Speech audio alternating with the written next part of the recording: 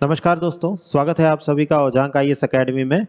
हमारे mind map के session में आज का हमारा जो सेशन है वो एक रीसेंट रिपोर्ट पर बेस्ड सेशन है, जिसके अंदर हम देख रहे हैं राष्ट्रीय ई गवर्नेंस सेवा वितरण आकलन, जो national e governance service delivery assessment एक रिपोर्ट है 2021 की। उसका जो सेकंड एडिशन है, दूसरा संस्करण जो है वो अभी जारी किया गया है। न्यूज़ हमें ये देखने को मिलती है जिसके अंदर जम्मू कश्मीर जो है उसने ई गवर्नेंस सेवाओं का प्रयोग करते हुए सरकार के लगभग 200 करोड़ रुपए जो है वो बचाए हैं। ये भी एक मेजर पॉइंट जो है वो हमें देखने को मिल रहा है, जिसमें जम्मू कश्मीर में जो दो राजधानियों की जो व्यवस्था है, उन दो राजधानियों की व्यवस्था को लास्ट ईयर खत्म किया गया था और उस जगह पर जो ई गवर्नेंस है, इंटरनेट के द्वारा गवर्नेंस जो है वो स्थापित की गई थी, जिससे बहुत बड़ा फायदा सरकार को भी देखने को मिला है। सरकार का जो बजट है उसमें सरकार का जो बचत है उसमें एक बड़ी बचत हमें देखने को मिली है। तो ये सब क्या है, इसको समझने का प्रयास जो है वो हम करते हैं कि ये नेशनल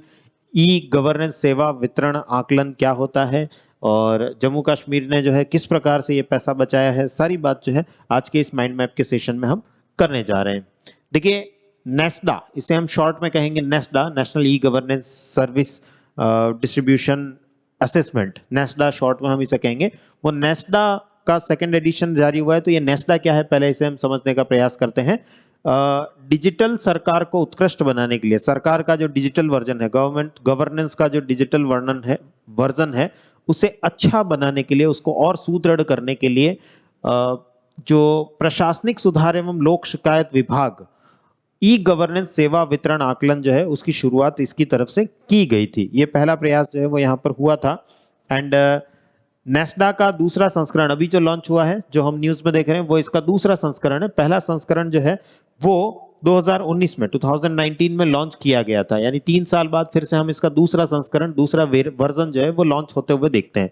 जब ये पहली बार लॉन्च हुआ था तब ऐसा क्या हुआ था, तब ऑनलाइन सर्विसेज इंडेक्स एक व्यवस्था जो है वो स्टार्ट की गई थी। ऑनलाइन सर्विसेज इंडेक्स जो संयुक्त राष्ट्र आर्थिक और सामाजिक मामलों का विभाग जो है, जो 2001 में बना था, उसने ऑनलाइन सर्विस इंडेक्स नाम की एक रिपोर्ट जो है वो पब्लिश करना स्टार्ट करी थी अगस्त 2018 में।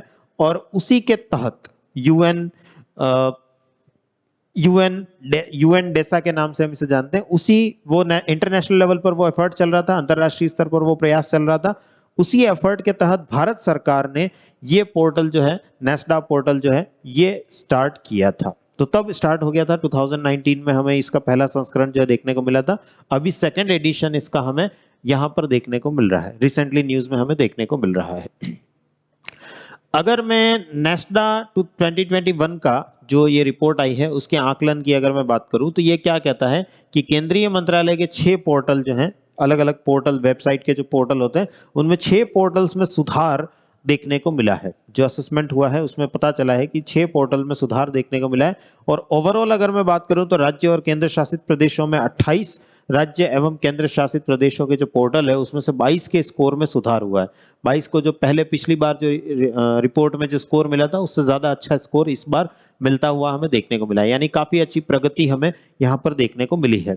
इसके अंदर ए राज्य अलग अलग समूहों में, अलग अलग ग्रुप्स में इनको बांटा जाता है। तो ए राज्य जो है, एक ग्रुप जो है, उसके अंदर के जो राज्य हैं उसमें केरल जो है वो फर्स्ट नंबर पर आया है, जबकि तमिलनाडु और पंजाब जो है उन्होंने अपनी रैंकिंग में जबरदस्त सुधार किया। सबसे ज्यादा उन्नति अगर मैं प्रोग्रेस की बात करूं तो तमिलनाडु एंड केरला में देखने को मिलती है, तमिलनाडु एंड पंजाब में देखने को मिलती है। केरला नंबर 1 पर यहाँ पर आता हुआ हमें दिखाई देता है। समूह बी जो है, ग्रुप बी के स्टेट जो है, समूह बी के राज्य जो है, उनमें ओडिशा टॉप पर देखने को मिलता है, जबकि उत्तर प्रदेश और बिहार जो है उसके बाद में हमें देखने को मिलते हैं। यानी उत्तर प्रदेश, बिहार, ये क्षेत्र जो है, ओडिशा वाले क्षेत्र जो है, ये भी टॉप पर आ रहे हैं। अच्छा प्रयास जो है, अच्छे एफर्ट्स जो है वो कर रहे हैं। पूर्वोत्तर राज्यों की बात करें, नॉर्थ ईस्ट में तो नागालैंड, मेघालय, असम तीनों टॉप पर हमें देखने को मिलते हैं। और केंद्र शासित प्रदेशों में अगर हम बात करें, यूनियन टेरिटरीज में बात करें, तो जम्मू एंड कश्मीर नंबर 1 पर है, उसके बाद Andaman and Nicobar, then Puducherry, then Delhi और लास्ट में चंडीगढ़ का स्थान जो है वो हमें देखने को मिलता है। ये जो नेस्डा है, इसका फ्रेमवर्क किस प्रकार से, ये किस प्रकार से काम करता है उसे समझने का प्रयास करते हैं।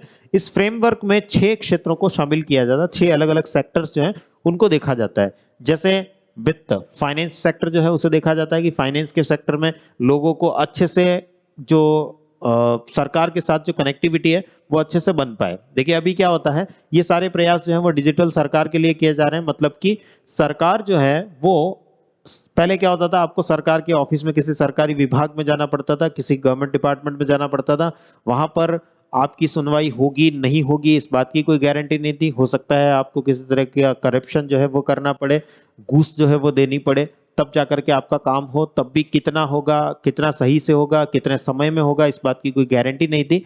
उन सब चीजों को समाप्त करते हुए इंटरनेट के द्वारा आप सरकार के द्वारा जुड़ सकें, इसलिए ये पूरा पोर्टल जो है वो स्टार्ट किया गया था, जिसके अंदर जो हमने देखा ऑनलाइन सर्विसेज इंडेक्स, जो सरकार की तरफ से जो सर्विसेज दी जानी चाहिए उसका पूरा एक इंडेक्स जो है वो बनाया गया है कि ऑनलाइन जो सर्विसेज हैं उनका इंडेक्स में भारत सरकार जो है कितना अच्छा परफॉर्म कर रही है या बाकी के स्टेट्स जो है वो कितना अच्छा परफॉर्म कर रहे हैं। तो उसी के तहत यहाँ पर जो सेक्टर्स हैं, फाइनेंस सेक्टर, वित्त जो क्षेत्र है, वित्तीय क्षेत्र जो है वो इसके ऊपर ऑनलाइन पोर्टल जो है वो काम कर रहा है। श्रम एवं रोजगार जो एम्प्लॉयमेंट है, लेबर एवं एम्प्लॉयमेंट जो है उसके लिए पूरा एक ऑनलाइन पोर्टल काम कर रहा है। शिक्षा एजुकेशन के लिए पूरा एक ऑनलाइन पोर्टल काम कर रहा है। स्थानीय सरकार एवं उपयोगिताओं, इसके लिए पूरा एक ऑनलाइन पोर्टल काम कर रहा है। समाज कल्याण, सोसाइटी का वेलफेयर जो है उसके लिए, उसमें कृषि भी इंक्लूडेड है, एग्रीकल्चर भी इंक्लूडेड है, और स्वास्थ्य हेल्थ सेक्टर जो है वो भी उसी के अंदर इंक्लूडेड है। एंड पर्यावरण, एनवायरमेंट जो है उसके लिए पूरा एक सेक्टर, जिसके अंदर फायर्स, जो जनरली आग जनी जो हमें देखने को मिलती है, आग जो लग जाती है कई जगहों पर, उसे भी इसके अंदर इंक्लूड किया गया है। और इन सारे 6 फ्रेमवर्क के अंदर G2B एंड G2C दोनों सिस्टम जो है वो इंक्लूडेड है। यानी गवर्नमेंट टू बिजनेस, जो बिजनेस होते हैं, जो उद्योग होते हैं, इंडस्ट्रीज होती हैं, या अलग अलग प्रकार के जितने भी व्यापार किए जाते हैं, बिजनेस किए जाते हैं, उनको कितनी सुविधाएं सरकार दे रही है, G2B उसमें के अंदर काउंट किया जाता है।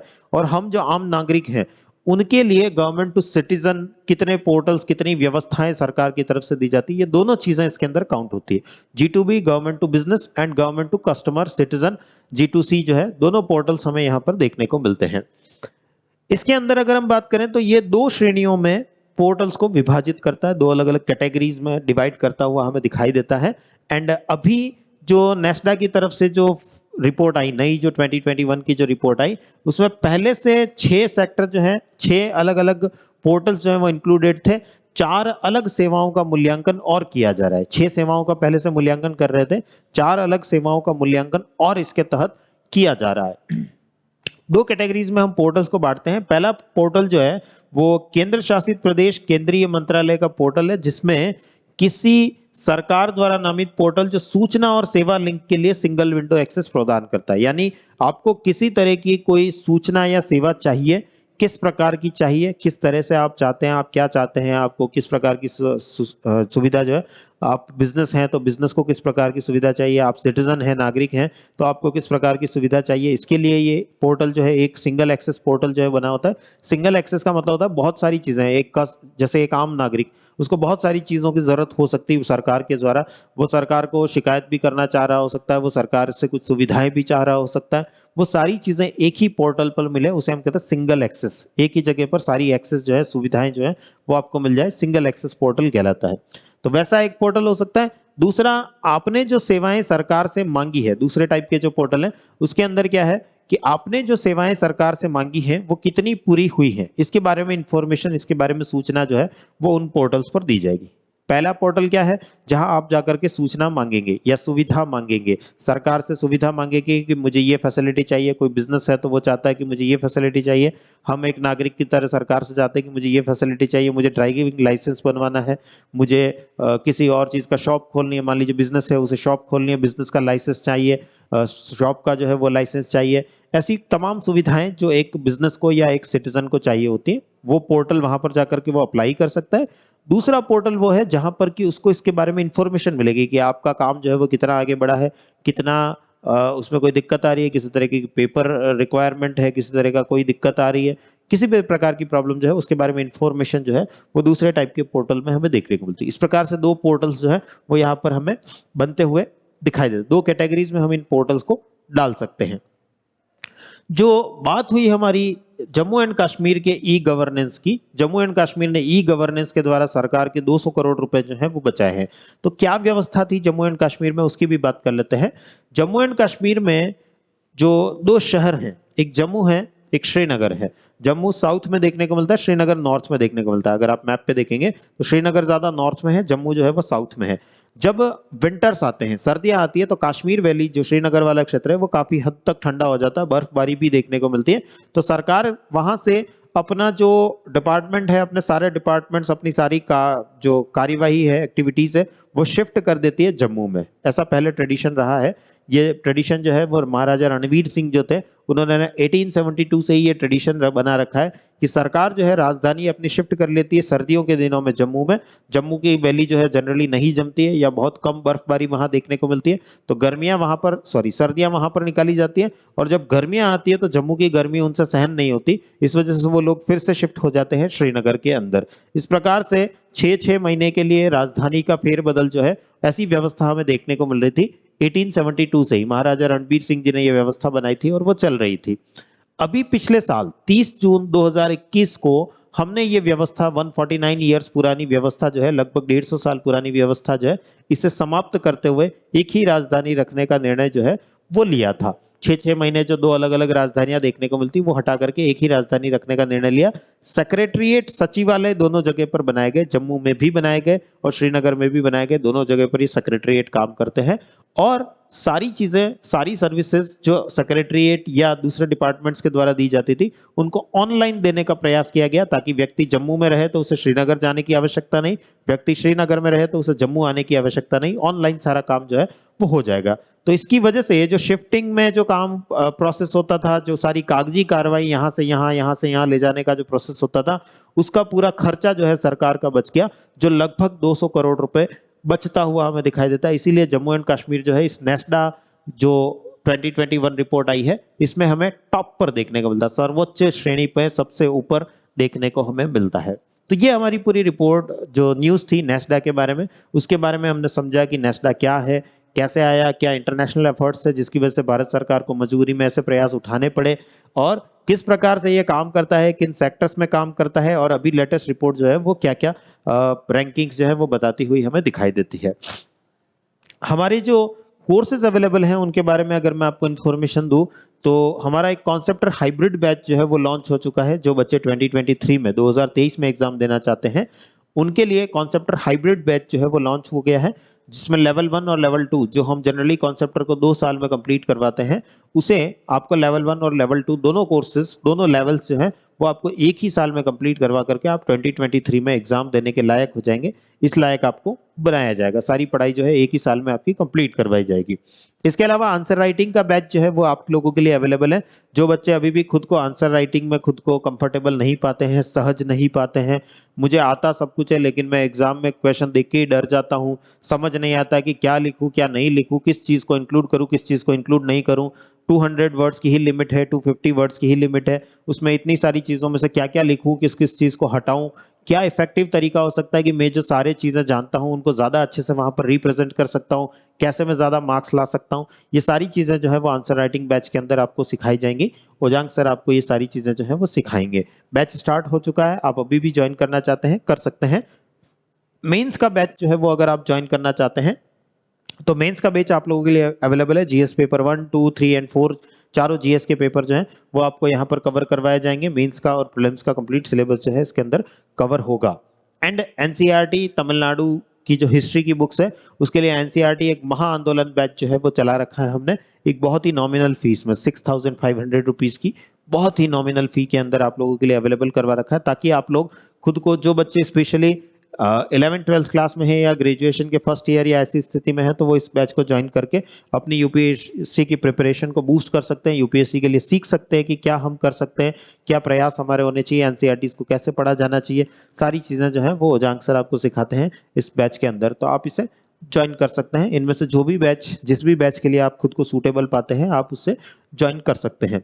और ऐसा ही फ्री कंटेंट देखने के लिए अवेलेबल आपके लिए है हमारी जो ऐप है ओजांग EDU, ojangedu.com ऐप पर अगर आप जाएंगे तो हमारी जो ऐप है ओजांग EDU, ojangedu.com, उसके ऊपर पूरा ऐसा वेबसाइट जो है हिंदी इंग्लिश दोनों में अवेलेबल है आप लोगों के लिए।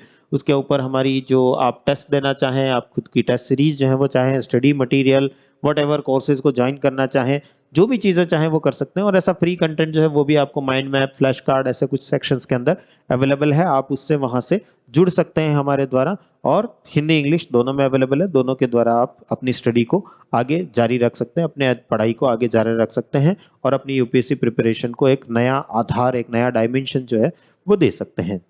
चलिए तो मिलते हैं नेक्स्ट सेशन में। अगले सेशन में बात करेंगे हम कुछ ऐसे ही नए टॉपिक की, जिसके अंदर हम समझेंगे उस टॉपिक के बारे में। ये हमारे सेशंस जो हैं वो हर रोज, लगभग हर रोज जो है वो हो रहे हैं, जिसके अंदर हर रोज आप लोगों को वेबसाइट पर अगर आप जाएंगे तो माइंड मैप का सेक्शन जो है वो आपको देखने को मिलेगा। और इस माइंड मैप के सेक्शन के अंदर लगभग सारे माइंड मैप्स जो हैं वो कवर हो रहे हैं। हर रोज एक माइंड मैप जो है वो अपलोड हो रहा है। और उस माइंड मैप के साथ में उससे रिलेटेड, जैसे अगर आप उस माइंड मैप से रिलेटेड कोई वीडियो, जैसा आज आप मेरा वीडियो देख रहे हैं, वैसा वीडियोस जो है वो देखना चाहते हैं, तो उसी के साथ में यहाँ से लिंक करके, यहाँ पे क्लिक करके आप उस वीडियो से कनेक्ट हो सकते हैं और उस वीडियो के द्वारा उस माइंड मैप को और ज्यादा अच्छे से समझ सकते हैं। चलिए मिलते हैं नेक्स्ट सेशन में। थैंक यू बच्चों, थैंक यू एवरीवन।